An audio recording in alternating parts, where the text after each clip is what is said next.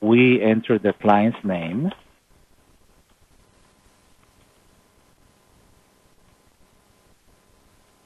Right here. Then you enter the address.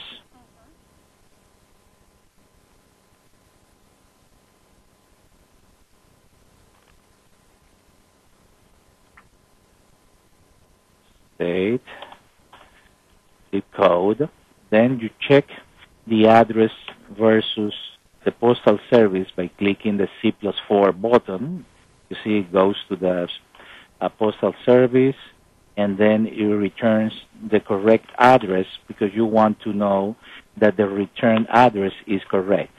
So you put the address just by clicking Shift C+4. Here goes the Social Security, and here goes the date of birth. And now you know that this person is 40 years old and is Capricorn. Yeah, which is good, you know, small talk and all that. Yeah. Okay. So now you go to the dispute center.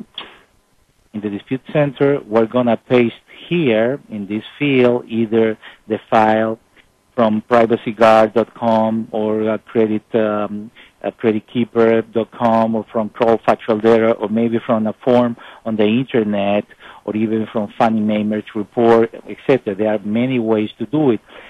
In this case, I have here a sample of a Privacy Guard file similar to the file that you will grab, and you will grab it the same way I'm grabbing it, meaning Control-A, Control-C, that's it. And I'm going to click Paste, so it's pasted, and I'm going to click Create from Privacy Guard. So in a few seconds, it's going to create, in this case, 21, you see at the top, 21 disputes with creditors that have been added to the creditors database, the account IDs, the amount, the credit bureaus, but most importantly, the dispute type, like inquiries in this case, collection, late payments, have been added automatically, and the template to use, which as you can see they are different based on the dispute type and the description, is also added automatically. So what it takes 2 hours in other software, especially web-based software that are extremely slow, it takes 10 seconds in Credit Money Machine to have this client ready. Now you click the step 1, which is going to produce an order here based on the gravity of the dispute, putting the simpler ones, or the easy ones first, and then we're going to stagger, we're going to put days in between the disputes. So we can put, the default is 2 days, we can use any number, 5 days, 4 days, 15 days, that depends on your way of charging people, depends on your strategy, depends on many ways, but the default is 2 days.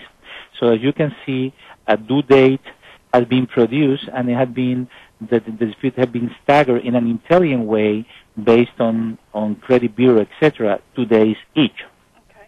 Now we are ready, basically, to print the disputes, and to select the disputes to print, we can, or we should, click this button every day, and that will give us all the disputes to print. But as you can see, we have different options.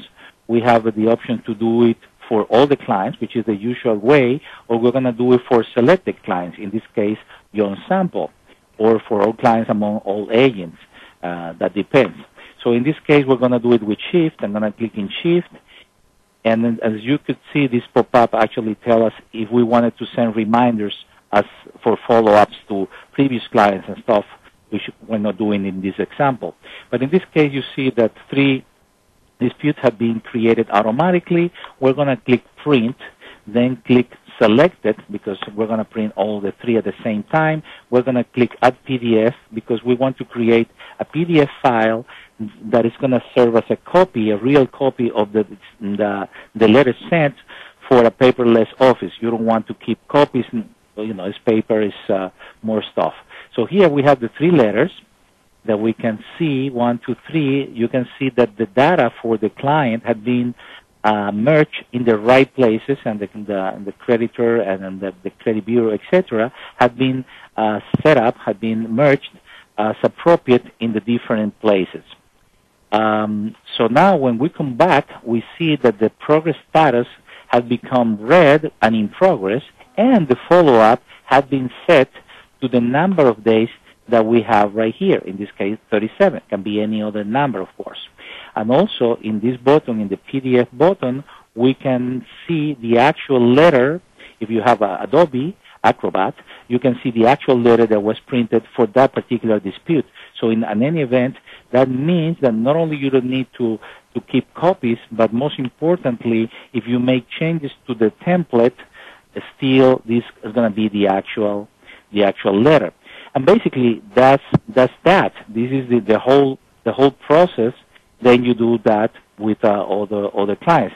The next step will be to post the progress status of that client to the internet, which you can do very easily. It's not going to look nice because most of them are to-dos, but still, and I'm going to click on it, and lo and behold, it actually takes just a fraction of a second to put it in your own website on the internet. So you can see it uploads the scores, all the disputes divided by credit bureaus. You see that the ones in progress and the status can be changed by the client if you allow them.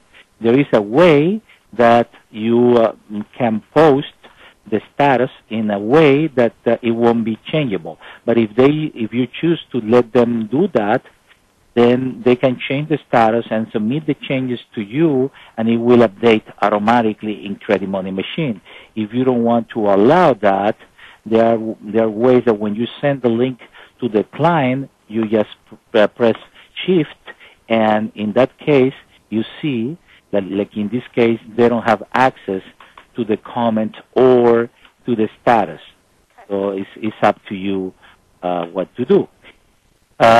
Again, this is all that you need to, the basics for the credit repair. You have here how to add additional text. For example, if you want, this is additional text to the progress status, progress report.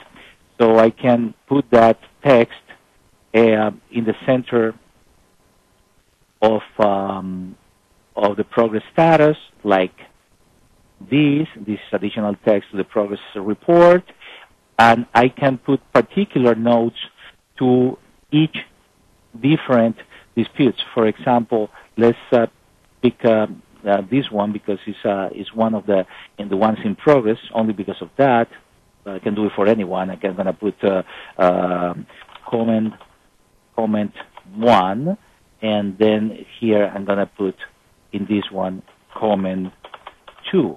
It's even possible to put a generic snippet, a generic answer, or generic comment to all the disputes at once to save you time. But what I did here is to put two different notes that I can send to the client, like maybe it could be this is going to be deleted soon, or I have a good expectation for this one, you see? So in this case, I put the comments, and the comment is different for each line. And this one is generic for the whole credit report. So basically, that's the only thing that you need to do in related to the credit report. So now, okay, do you have any question now? Yes. Can you put several disputes in the same letter? Oh, sure. Actually, as a matter of fact, that's the step 3.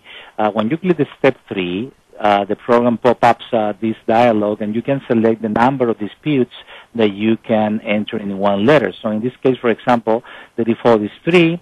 So you just click yes, and you continue, and in an intelligent way, you see letters here. The AAA means that these 3 disputes will be going to the same letter, and this BBB will be going a different letter, and DDD, and so on and so forth. As you can see, the ones that was in progress actually didn't count, and they were eliminated. They were omitted, actually, not eliminated. They were omitted.